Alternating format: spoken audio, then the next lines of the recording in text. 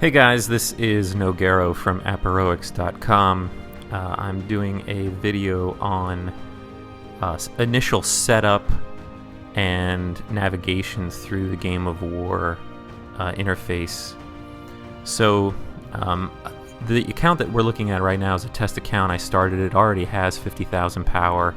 I played on it for about an hour while I was shooting my other video on beginner tips, 60,000 power in 1 hour. So actually, I think I only spent about 40 minutes on the account to get it up to 50,000 power. But you can do 60,000 power in 1 hour. But what I wanted to do, in that video, I mentioned that I was going to have another video on how to move around and familiarize yourself with the interface, and I didn't do that, so I'm getting around to it now. So a little out of order. I'm going to hit I'm going to tap on the bouncing chests at the bottom here and the free spin in the casino, because bouncing things annoy me. So, which I think is why the game designers put them there, because they want you to be able. They want you to tap on those things, especially the bouncing chest up in the top right-hand corner. I'm going to tap on the free spin and go ahead and run that. Okay, so navigation. Here's actually a good place to start. All your navigation buttons are in the menu bar down on the bottom. You can see here. This is the main Empire screen, which switches you from your city view, which is that. You can see once I'm in my city view, the button changes to a map tile. And if you tap that same button again,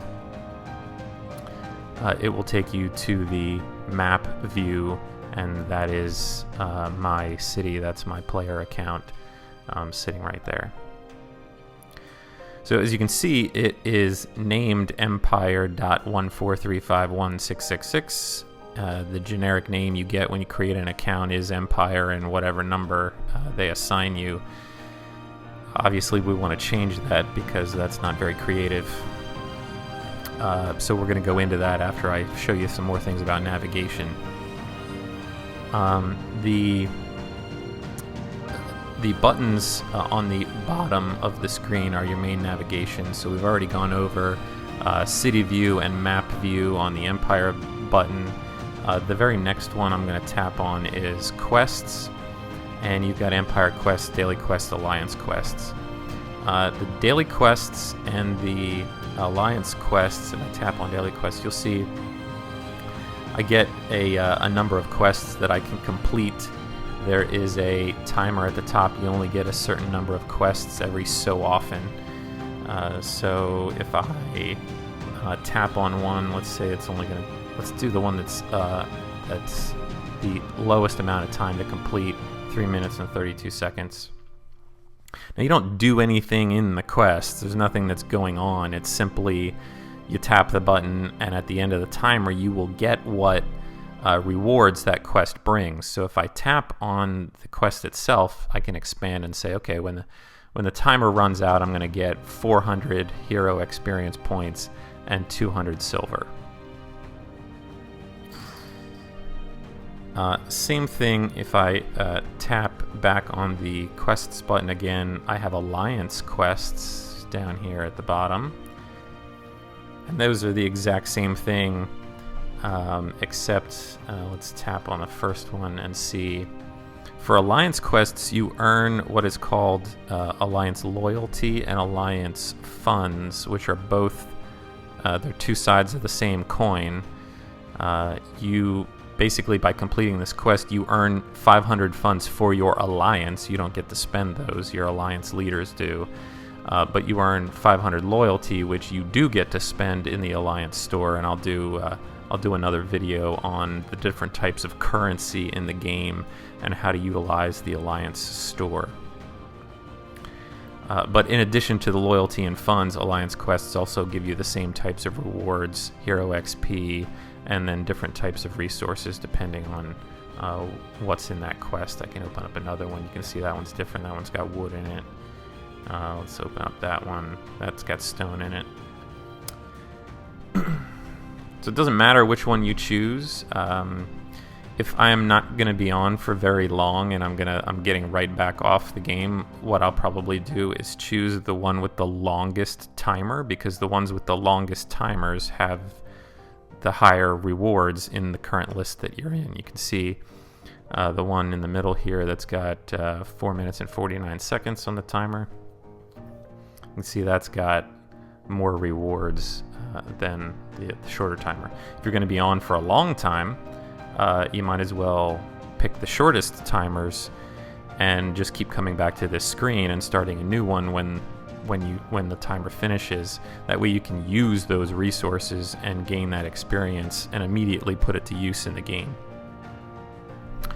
Okay, so that's about it for quests. Let me just look back. There is also Empire quests. These aren't things that you start. You don't start Empire quests. I'm just going to start tapping collect, by the way, to collect these resources. You don't start timers for these. These are things that you've done. Like at the top you can see upgrade barracks to level 2. I did that already, and that's a quest that the game gives me rewards for. So I get prizes for that. I upgraded my watchtower to level 2. I get prizes for that. So as you're doing things, as you're building up your city and doing things, you'll just naturally complete a lot of these Empire quests. At the top of the quest board, it gives you what its recommended quest is, and so it's recommending that I upgrade my hospital to level 2. I don't do what the game recommends me to do, because there are very specific things. In the next video I'm going to shoot is basically part 2 of the beginner tutorial. What do you do after you get the 60,000 power in 1 hour? And basically it's a race to get to level 8. So I'm only going to complete quests and builds that further me on the path to level 8, and I'll explain why in that video. So that is the quest screen. Next on the bottom in our menu is items. Now this one's a little confusing. When I first started, I was a little confused by this, because when you open up the items screen, it defaults to this store tab, and this is something the game designers want you to do. They want you to spend your gold on stuff, because when you run out of gold, I only have 200 here to spend on a brand new account. When you run out of gold, they want you to tap on one of these things and pay money in the iTunes store to get more gold so that you can come back and buy more things. But none of that is necessary to play this game. In fact, until you get some serious experience in the game, I don't recommend buying or spending any gold on it, because it's just not necessary at the lower levels. It's actually a waste if you're spending money at the lower levels. So get some experience, watch a few videos of mine, and start to understand and get a feel for the game, and then you can figure out whether you are in a position and want to spend money on the game for real. But it defaults to this store tab, which basically you can buy anything in the game. There's long lists of stuff that you can buy. There's no shortage of things that you can spend gold on, but that's not what we're here for. What I want you to do is go to the My Items tab. If you tap on My Items, those are the things that you actually currently own and you can use. I'm going to go ahead and add these 100 VIP points. Your VIP status helps earn you things, and we'll have to go into that in a later video also. But these are things that I own. Of primary interest is these 2 beginner teleports. If you level up your stronghold, which is the big building, let's go take a look at that real quick. This big building right here in the center, it's got a 4 on it right now. If I level that up to 6, I lose both the beginner teleports. So do not do that. Do not level up your stronghold to level 6 until you have teleported to where you want to go, and that's a topic for another video as well. But let's go back to these items. So my items, here's where I want to start talking about the player setup. There's a bunch of rename items that you get right at the beginning, and so we're going to go through those. Let's check player rename. Player rename is what you what you're going to appear. That's the name that's going to appear on your empire out in the map view. It's what players in the game are going to call you. So you need to pick something cool. I recommend, like, if you need ideas, you can go to just Google random name generator. There's a World of Warcraft name generator that you can come up with some pretty cool names. So let's come up with a cool name. I'll come up with something totally unoriginal, which is Achilles, because I'm a big fan of the. You can see Achilles is taken. A lot of people like that name, and so it gives you suggestions for adding a bunch of numbers that are not taken. And so for just making this video not too long, I'm going to go ahead and choose that. You could also try stuff like you could put like an X and put like an X and then try to do something like that. You can play with all kinds of different oh, actually just the X on the front is available. I can see in the list. No, that's taken.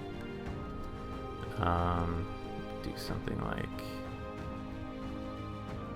oh, I don't have any characters left. Okay, this is going to get way too long, so what I'm going to do is I'm just going to pick Achilles X2, why not? So you can play around with that until you find a name that's available. Alright, so we've changed our name. Alright, let's go take a look at what that looks like. You see, I'm Achilles X2 now, so that's people in the game are going to call me Achilles when I play this account, so just know that. That's what your player name is for. So let's go back to the items. Now, so your player name is like you're the king of the entire kingdom, and then you have this hero. Let's go back to the city view. Up in the top left-hand corner, you can see there's a pretty lady. This is my hero. And she's basically the general of my armies. She builds up all kinds of attributes in the skill points. If I tap on it, you can see she can get all kinds of different either combat or economic skills that make her better at things. And so basically my army assumes all of the attributes of the hero, so it's in my best interest to build her up. But you can pick different heroes, so let's go back to the items. And I could do like a hero rename. Actually, I'm going to leave the hero rename because you can name your hero whatever you want, and that's different than your player rename, but I'm going to leave it alone for now. City. I don't even really know what this is for because no one ever refers to your city name. But you know, in the theme of Achilles, you know, the movie Troy, I could name my city Troy. Okay, so you can come up with a name for that. It does appear in various places in the game, but it's not very important at all. Change profile image. Okay, so this is, you know, if I'm calling myself Achilles, this is the profile image that is going to appear next to everything in the chat window. So let's go take a look at that real quick. If I tap the scrolling text at the bottom of your screen, gets you into the chat window, and so this is where you would talk with other players in your alliance, and you can see there are various different pictures. So this is what's the avatar that you want people to associate with your name. Okay, so let's go back to that screen, and I actually like this dude with the mohawk, so I'm gonna go ahead and pick that one. Oh, that actually is the image.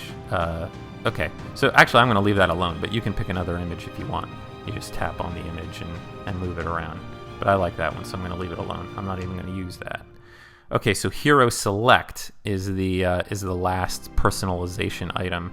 Go ahead and tap Used, and I can stick with the chick that I showed you already. You know, or if you're a dude and you want some badass dude, you can take a look at the different ones. I kind of always like. I don't like the dude in the center at all. The picture here is kind of cool, but he looks like a douche when you actually look at the hero screen. So is this dude here. He looks like he's wearing a skirt. The big gnarly dudes are kind of awesome, and so's the old dude up here. He's got a big war hammer. Let's go with the big bald dude. Let's check him out. All right, so I selected that hero. You don't get to do it again, by the way. You have to buy. You have to buy a hero select from the store if you want to change it afterwards. So, anyway, that's my big gnarly dude. I've got a bunch of skill points here, but I'm gonna get into that in a later video. All right, so next on the items on the bottom, Alliance tab. So if you are part of an alliance, which I am at the moment. This is everything to do with your alliance. You can tap the Mail All button, which will send an email to all of the members in your alliance. If you're not part of your alliance command structure, you should not do that because it's annoying. Occasionally, when people spend money in the game to buy gold, that will result in gifts being... they'll show up here. You know, you'll get one of these little bubbles here that show how many gifts are eligible. But this is the general information for your alliance. You can see here that the leader of this alliance still has an empire name, which means that somebody brand new to the game got to level 5, created an alliance, and they're not actively playing. So we are in a crappy alliance is basically what's going on. This is the total power, cumulative power of all the members in the alliance, and this shows the number of members. You can actually see, if I scroll down a little bit, you can see the list of all the members by tapping members. Okay. Alliances, rank 5 is the leader. As I said, this is bad. We're in a crappy alliance. We need to get the hell out of it. And these are all the members. You can see there I am. This is all just alphabetical order. Here's Achilles X2. You can see all these empire names basically mean this is a dead alliance. So we're going to get out of it. So let me tap the alliance button again. And you can leave an alliance by choosing Manage Alliance down here at the bottom. And then leave alliance. Yes, I definitely want to leave this crappy alliance. Yes, yes. I've left the alliance. Now if I go back to the alliance button on the bottom, you can say it gives me all the benefits of joining alliance, which absolutely I recommend that.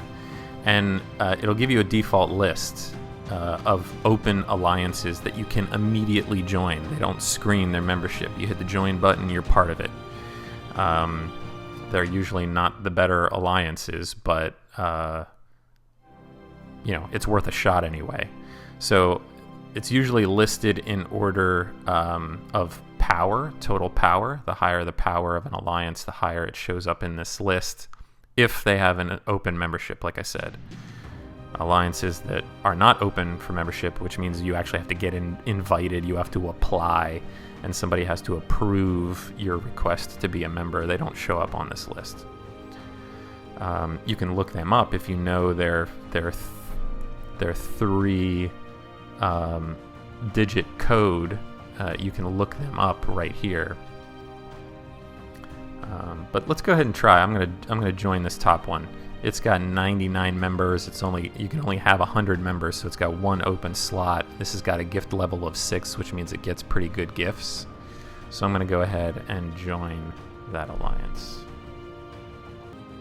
All right, so I had to pause there for a little bit, but I joined. You know, where we left off was I joined a new alliance. You can see this alliance actually looks pretty good. We've got general in command and 22 million power with 84 members. So this is definitely an actively managed and run alliance. It's got a gift level of 6. So on here, also on the alliance screen, you'll notice there are big banners here for rally and defend. And when you're just starting out, you should not just jump into these screens, but it's good to know that they're there. If we tap on the rally screen, that'll give a list of wars that are, there's only one here. And this has a timer. It's got 4 hours and 56 minutes left on it, which means it started out at 8 hours. And what that's called is a fake rally or a shield rally. Some people call it a ghost rally. And it's an advanced tactic that basically keeps your troops from getting harmed if someone attacks your city while you're offline. Again, I just can't get into all that stuff on here, but the point is that you should, if I tap on this, it'd give me a screen, and I could tap one of these tap to join buttons, and join this rally. And what a rally is it allows members of the alliance to all get together and march on an opponent as one unit, and it basically increases the strength. When you pool all your troops together to attack a target, you can do much more damage that way. But again, that's not what's going on here. So if I go back out to the Alliance screen, there's also a defend banner. Now that means that people in my Alliance are being attacked. And there's a lot of this fake rally stuff going on here too. You can see they were originally 8-hour timers, and so they're all just fake rallies. No one is actually attacking any of those players. But if this was real, they were really getting attacked, you could tap on one of these, and you could tap the reinforce button. And this member doesn't even have an embassy, which is required for you to be able to reinforce them. So, but anyway, I just wanted you to know, what's on the screen. Alliance Store. That's going to be the subject of a whole nother video. Alliance Comments. This is a public board that all other alliances can see. If they want to say, you're a jackass, we hate your alliance, they'll go ahead and do that here, and everybody can view it. It's a public bulletin board. So it's not where you want to communicate with your alliance members. You want to communicate with your alliance members down here. Why does that thing keep showing up? Down here in the chat, where that text is. If I tap on that area, it'll open up my chat screen. Okay, real quickly, there are two chats. There are Kingdom Chat and Alliance Chat.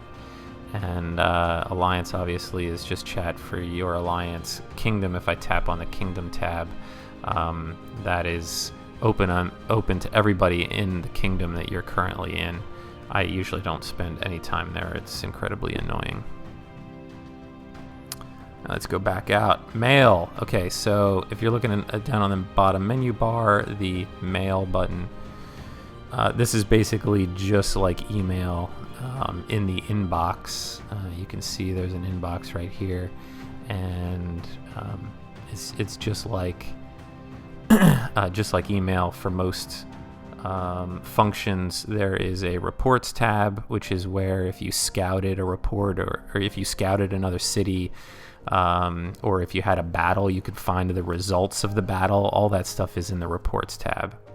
There's a saved tab, which if you say if I'm in the inbox and I like Athena's survival tip, I can go up into the top right corner right here where the star is and tap that star, and that will save that. So even though if I get more emails in, I can always tap the saved button and see all the ones that I've saved.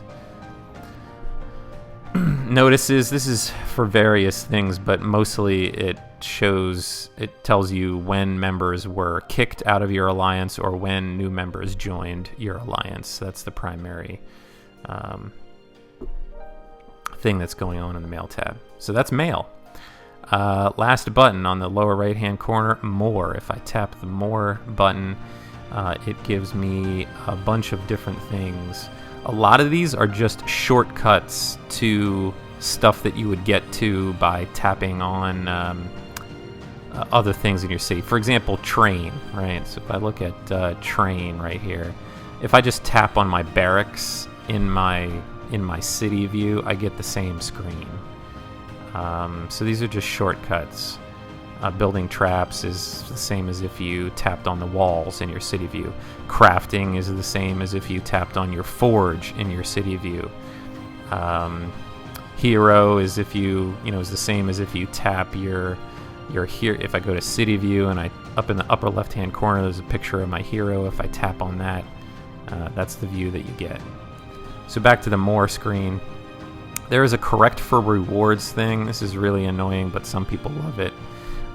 This allows you can see things that the game has identified as not being proper English, and you can submit a correction. It's basically how the game designers improve their translation software. I hate it. Never spend any time in there, but you can knock yourself out if you want to. Upper right-hand corner is the profile. This is your public profile. When people, when other players tap on your city, they can view your profile, and this is more or less what they'll see. And it lists all your combat stats, how many battles you've won and lost, and how many people you've killed, and all these things, and your total power rating, which is really just a measurement of what you've done in the game. So there's all kinds of, and then there's leaderboard rank. This is where you appear on the leaderboards. So let's go ahead and look at that. Again, more screen, bottom right hand corner. Leaderboards right here. If I tap on leaderboards, it gives me the top leader positions for all these different statistics. Like, so the number of, well, let's just use the first one, power. The most powerful guy in this kingdom has 82 million power all by himself, which is more than the vast majority of alliances. If we tap the Alliance tab on the top right-hand corner, let's look at power, which is the second one in the list. Wow, 1 billion power. That's just sick. I haven't actually played in this kingdom before. But, if you scroll down, you can see that dude that we looked at with 80 million power. Well, 80 million power would get him rank 80th in alliances just by himself. An alliance is at most 100 players grouped together, but that's just a sick amount of power for one guy. Anyway, so that's leaderboards. That's the more screen. There's a bunch of other things on here that you can kind of familiarize yourself with. There's the casino. Tap on the casino. I would recommend that you don't buy chips, don't get chips. You get chips for various prizes throughout the game, but there is an event that's usually during the week. I'm forgetting what day of the week now. Tuesday, Wednesday, maybe, something like that. There's a casino event, and so if you just hold all your chips, you can do the free spins, which is like the bouncing chip that you get when you log in first on your main screen. But don't do any other spins on the casino. You just hold all those chips and save them up until the casino event comes along, and then you'll have stockpiled enough chips that maybe you can earn some prizes in the casino event. All right, back to the more screen. Anything else on here I want to point out? Obviously, there's the how to play in the upper left-hand corner actually gives you a manual. So, in addition to watching AppProX videos, you might want to just read all these different things that it's not a complete. Shoot, I'm getting a little error. It's not a complete instruction on what you should be doing, but it's also not bad either. So the last thing I want to show you is this sort of next to the profile in the upper right. Let me use my mouse. Accounts and devices. If you have not, now I've already set this up, right? This is my email address, test1@appheroics.com, that I'm using for this account. But you won't have this when you first start out. But what I would suggest is that you your screen will look different here in that accounts devices, but it'll prompt you to give an email address, a valid email address, and a password, and then the game will email you a confirmation email, and you have to click the link in that email, and then your account will be tied to the login that you specified here on this screen. Now what that does is that saves all of your account information on the Game of War servers. And so if you lose your device, or if your device is stolen, or if it's broken beyond repair, you will not lose your account. You can simply, when you get your new device, you can download Game of War and sign in to your game, and you can pick up right where you left. So obviously that is something that you want to do early on. And that's about it for this video. Thanks a lot for watching. If you haven't already, follow us on Twitter @AppHeroics, and I'll see you on the next video.